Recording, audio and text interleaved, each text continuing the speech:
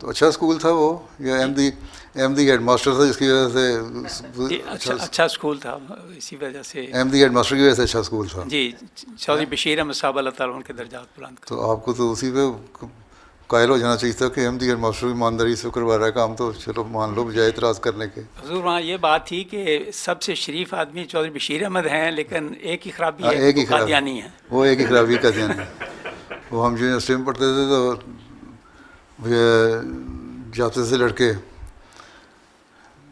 खुदाम एमजिया के तहत या स्टूडेंट एसोसिएशन के तहत बाहर लोगों में जाना, कि तो लीग का ये तरीका था कि जाओ और ज़िम्मेदारों के पास जाओ, उनके काम कर रहे हैं, किसी को हल चलाना आता है, किसी ज़िम्मेदारों के बेटे थे बहुत सारे हमारे एमडी भी, वो हल चलाने लग जाए उनका, या कहीं से नाला ठीक करने लग जाए, पानी लगाने लग जाए, और उसको बैठ के उससे बातें करें दूसरे।